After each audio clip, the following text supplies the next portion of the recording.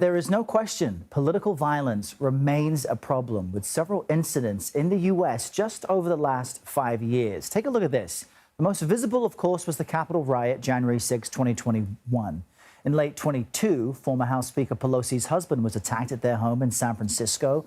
And then there was the first assassination attempt against then-candidate Trump at a rally in Butler, Pennsylvania last year. Now, just 2 months later, another suspect was accused of plotting to kill Trump, this time at his golf course down in Florida. And this past April, a man set fire at the home of Pennsylvania Governor Josh Shapiro.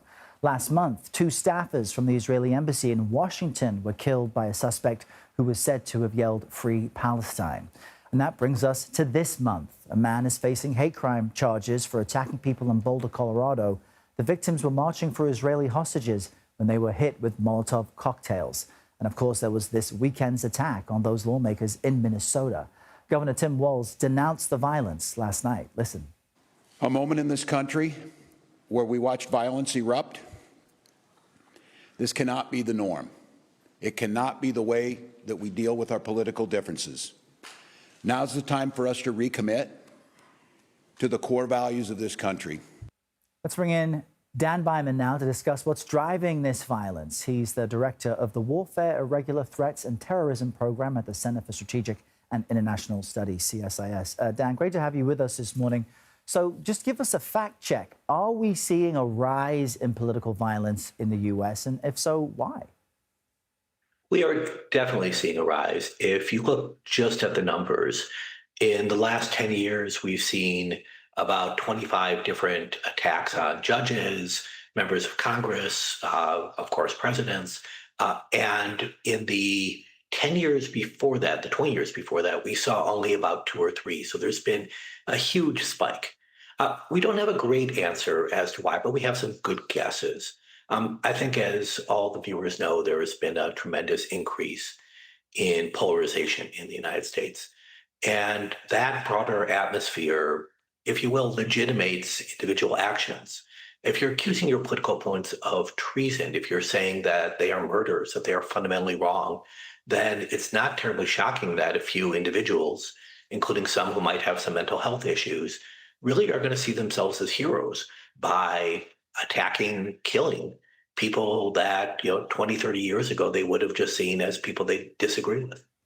And from what we've just laid out, it's people across the entire ideological spectrum. It doesn't seem to be any one specific group. Are you noticing any similar trends or modus operandi from these recent acts of violence? So one thing I would highlight is that it seems to be inspired individuals rather than organized individuals. So this isn't a coherent group that is launching attacks around the country. The ideologies of the individuals are often scattered.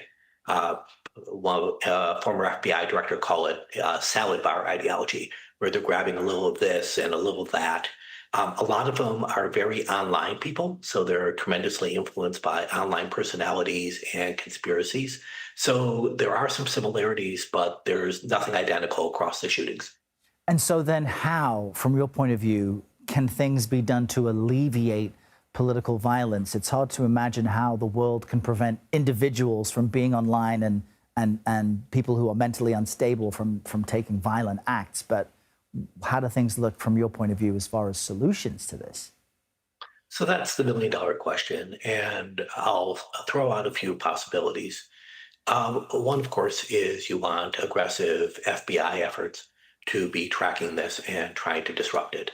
And the FBI has a lot of different priorities now, but one of them has to be political violence in the United States. And unfortunately, we've seen the Trump administration move away from this. So that would be at the top of my list. You also want to encourage social media companies to be trying to reduce the amount of polarization on their platforms. They have ways with their algorithms to increase it. They can reduce that. And we also want to see them having politicians be penalized when they use incendiary rhetoric and that their messages are not spread. And this is I'll say, grimmer one, but you also want to plan for alternatives if a politician is killed or disabled. You want to make sure that the shooters know that they can't disrupt democracy, even though they may take out an individual. Yeah, Dan Byman, great to have your insight on this topic. Thanks for joining us.